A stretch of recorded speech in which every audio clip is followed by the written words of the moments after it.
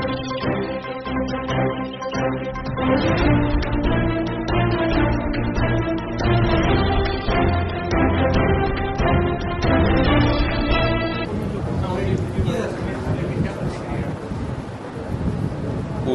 की घटना हम उसी बात को फिर दोहरा रहे हैं कि पिछले 3.5 वर्षों में कांग्रेस पार्टी की और अशोक गहलोत की सरकार के आने के बाद जिस तरीके से तुष्टीकरण ने पराकाष्ठा की है, सवाल ये है कि कांग्रेस की सरकार आती है तभी ये घटनाएं क्यों होती हैं, और वो भी तब कि जब मुख्यमंत्री का पीएफआई का प्रेम जगजाहिर है।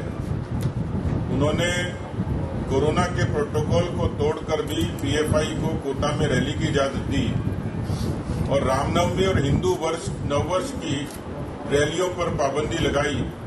17 जिलों में 144 इम्पोज की और उससे पहले कृष्णा वाल्मीकि से लेकर हरीश जाटव तक एक लंबी फहरिस्त है। कोरोना के कालखंड में ही जैसलमेर के दूरस्थ इलाकों में भी इसी तरीके से हत्याएं की गई। तो एक लंबी फहरिस्त लगातार ये शख्स जो वीडियो में दिखाई दे रहे हैं, 17 जून को उन्होंने इस खुली धमकी दी और आज उस घटना को अंजाम दे दिया। इसी कन्हैया लाल ने सुरक्षा मांगी धमकी की एवज में, और उसके बावजूद भी पुलिस के द्वारा सुरक्षा नहीं देना, ये सरकार की उदासीनता, लापरवाही और एक तरीके की अकर्मण्यता है।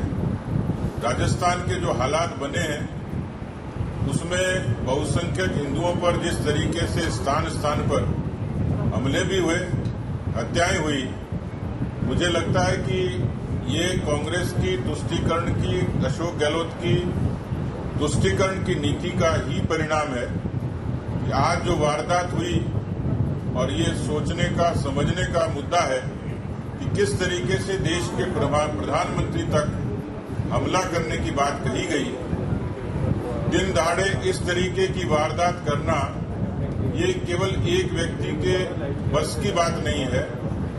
राजस्थान में जिस तरीके से पीएफआई और दूसरे आतंकवादी संगठनों का कांग्रेस के संरक्षण में आना जाना हुआ है, जो संरक्षण उनको मिला है, इसके लिए ठीक से पड़ताल की जाए तो इनके तार निश्चित रूप से आतंकवादी संगठनों से जुड़े हुए मिलेंगे।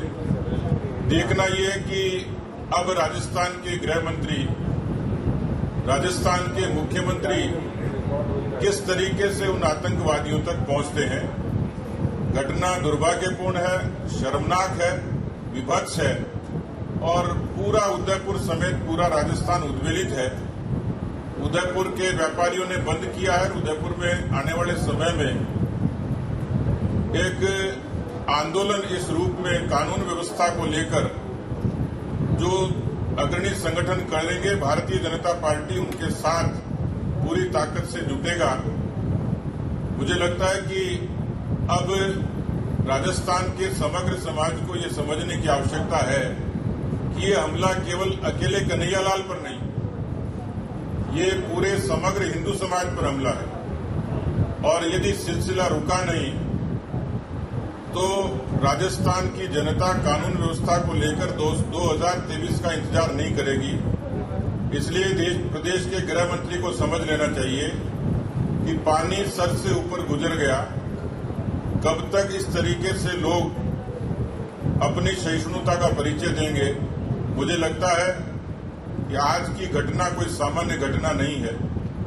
उस घटना के बाद उन हत्यारों के जारी वीडियो ये पूरी ही व्यवस्था को चुनौती देते हैं, और इसलिए मुझे लगता है कि मुख्यमंत्री को केवल गृह मंत्री की हैसियत से नहीं, जो लोकतंत्र के और शांति और सद्भाव के पाठ पढ़ाते हैं, उनके लिए वो राजधर्म कैसे निभाते हैं, ये यक्ष प्रश्न है। मैं भारतीय जनता पार्टी के परिवार की तरफ से उस परिवार के प्रति संवेदना तो व्यक्त करता ही हूं, लेकिन हमें इस बात पर क्षोभ है कि इन 3.5 वर्षों में बार बार चेताने के बावजूद भी राजस्थान की सरकार के मुखिया ने, गृह मंत्री ने भी कभी भी न उनके आचरण से, न उनके व्यवहार से, न उनकी लेखनी से, न उनकी वाणी से राजस्थान की जनता को कभी एहसास नहीं हुआ कि वो जन सुरक्षा के लिए प्रतिबद्ध हैं। ये जरूर है कि वो अपनी कुर्सी की सुरक्षा के लिए बिल्कुल प्रतिबद्ध है और उसके लिए किसी भी हद तक जाने के लिए तैयार है। पुलिस की एजेंसीज को जासूसी के लिए, पुलिस की एजेंसीज को अपने लोगों के खिलाफ मुकदमे दर्ज करने के लिए, पुलिस को सियासत के लिए जिस तरीके से इस्तेमाल करते हैं, मुझे लगता है कि राजस्थान में ये पराकाष्ठा ही है। इस किस्म का मुख्यमंत्री, दुर्भाग्य है कि राजस्थान में मुख्यमंत्री और गृह मंत्री है। सर, सीधे प्रधानमंत्री की सुरक्षा को थ्रेट है, प्रधानमंत्री को हत्या की धमकी दी गई है। आपको नहीं लगता आतंकवादी संगठन में अगर इसमें इन्वॉल्व है तो एनआईए और एटीएस जैसे संगठन जो केंद्रीय एजेंसियां हैं, अब उनका रोल बढ़ जाता है? मैंने कहा कि ये सामान्य बात नहीं है और जहां तक ये बात जाएगी वहां तक उन एजेंसीज को, उन सरकारों को सबको तय करना है। लेकिन सबसे पहला इसमें कोई नैतिक जिम्मेवारी है तो राजस्थान की सरकार की है। राजस्थान का गृह मंत्री और मुख्यमंत्री केवल एक ट्वीट करके लोगों के भरोसे को बहाल नहीं कर सकता और इसलिए मैंने कहा कि पीएफआई उसको संरक्षण कौन देता है, किसका आचरण इस किस्म का है, इन सब चीजों का खुलासा होना चाहिए। इसमें किसी तरीके की कोताही की अब आवश्यकता नहीं है।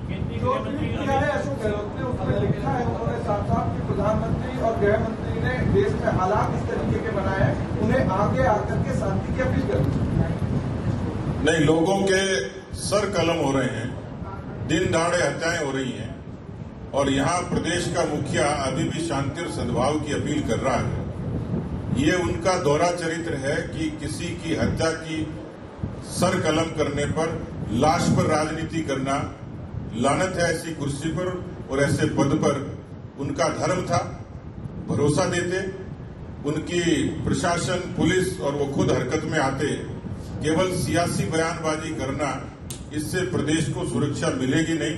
लेकिन आज पराकाष्ठा है, उनको इस बात की निंदा करनी चाहिए थी कि जिन लोगों ने, और कड़े शब्दों में करनी चाहिए थी, भरोसा दिलाना चाहिए था कि प्रधानमंत्री तक सर कलम करने की जो चुनौती देता हो, उसके बारे में मुझे लगता है कि उन्होंने अपना राजधर्म ठीक से निभाया नहीं। मतलब क्या अमित शाह जी या फिर पार्टी आलाकमान ने कोई रिपोर्ट मांगी राजस्थान बीजेपी संगठन से, आपको जांच समिति बैठा रहे? हमारे नेता प्रतिपक्ष तत्काल रवाना हो गए और वहां खुद मौजूद रहेंगे। जैसा वो वहां से निर्देश देंगे, पार्टी भी, जैसे मैंने कहा कि इस मामले में कोई मुखर आंदोलन होता तो पार्टी उस परिवार के साथ भी खड़ी है, उदयपुर की जनता के साथ खड़ी है। उदयपुर के लोगों में आक्रोश है, बाजार बंद हो चुके हैं, वहाँ पे लोगों ने जिस तरीके का गुस्सा दिखाया है वो आपको भी समझ में आ रहा है। क्या बीजेपी की और एक टीम वहाँ जाकर के सरकार से मुलाकात करेगी? जो योग्य कदम होंगे इस मामले में जनता को भरोसा देने के लिए पार्टी वो सारे काम करेगी। रूप से